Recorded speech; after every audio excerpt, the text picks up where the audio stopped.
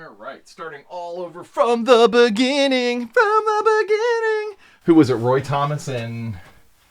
Who was it? John Buscema and Roy Thomas? All right, here we go.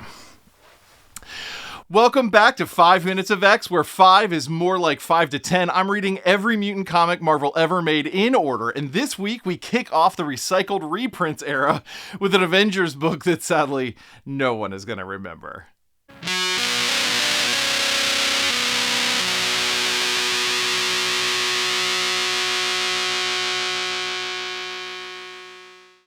All right, episode 82 of 5 Minutes of X. I'm super excited to film it for the third time, actually. I filmed a whole bunch of episodes, and then I found out that I had, dusted bunnies, all over my prestigious belly. So we're going to film 10 episodes back-to-back right here. You're going to watch me get tired and more tired as the weeks go on. All right, so a lot has changed in the 2 years since we've really been following Avengers. This particular issue is written by Roy Thomas with art by John Buscema. Cap is still the leader of the team, but Black Panther and Vision have joined the squad. T'Challa is a top-tier addition, even if he's kind of an on-again, off-again member. Vision is a mainstay, and we know that he eventually plays a massive role in Wanda's life. Let's see how long Marvel plays the will they, won't they game. I actually don't know the origin of their romance, so we're going to learn it together. Meanwhile, Cliff Burton, our favorite purple bow and arrow man, is now called Goliath. He's the big boy on the team now. Last time we saw a giant, it was actually Hank Pym, who was stuck at 10 feet tall. I guess his mom was right about the face staying that way if the wind changed. Hank is going by Yellow Jacket now, but don't worry about all the confusion there. He and Janet are leaving as the issue opens. So we get an opening scene with Quicksilver breaking into Avengers HQ. Same exact opening as the Spider-Man issue a million years ago. Then as now, he is looking for the Avengers. Then he went out to get on the team's good side by arresting a ne'er-do-well named Spider-Man. In that case, well, we never followed up with them after. This time, though, Jarvis tells him that the team is down by the docks. All right, so we cut to Hank and Jan boarding a boat to Alaska so Hank can do some research. After the team wishes them bon voyage, Quicksilver shows up and we find a reason to waste pages of fighting.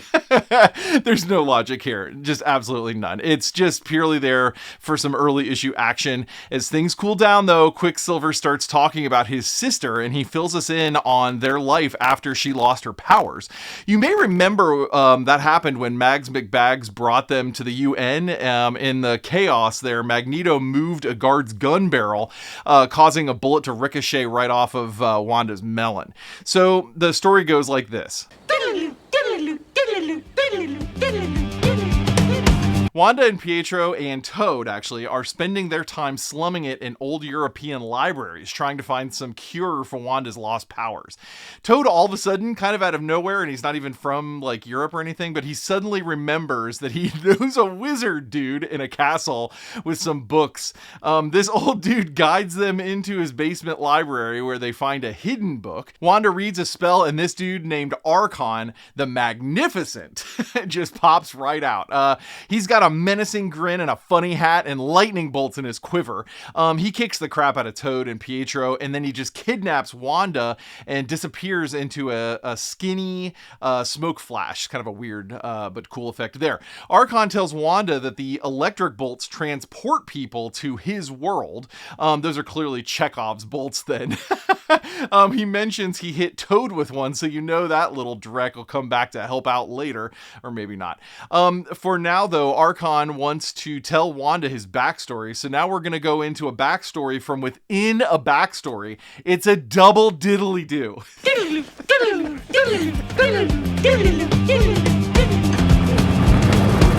So Arkon is a fighty boy with a harem and a lust for battle. An old man with a goatee and robes, so you know he's smart, tells Arkon about his energy ring around the planet, that he's gonna, that it's going away, and I guess it powers their whole planet. It looks cool, but it's really convoluted. Apparently, they don't get any solar energy from a star, so they use this energy ring. Anyway, all the plants die and everyone turns gray, until that is humans on Earth set off a nuke.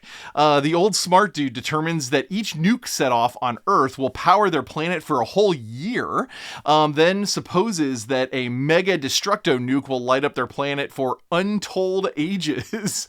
Holy cow, way too much plot for no reason. All right, so we double-diddlydoo out of the backstories to Quicksilver speaking to the Avengers again.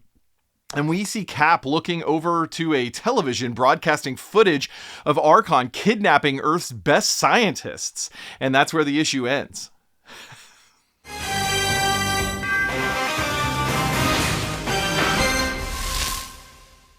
Okay, so I have one question about this issue. Why do all men who kidnap women have to add that they want to marry them?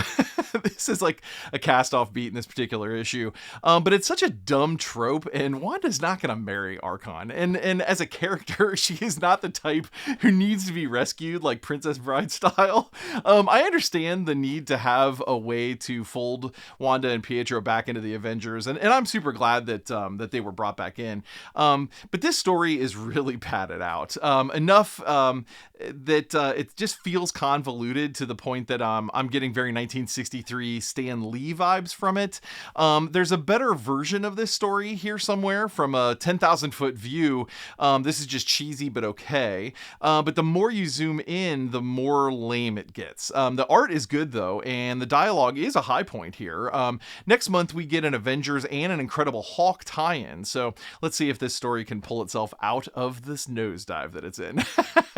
Another chapter in the Mutant Chronicles Complete, the first one in the recycled reprints era. For character info, reading lists, and all the other nerdy mess I get myself into, head on over to Jordy.com. New episodes drop Wednesdays at noon and Fridays at 4 p.m. Eastern. Remember, avoid basement libraries and old castles. You're only one funny hat away from a forced wedding and a trip to another dimension.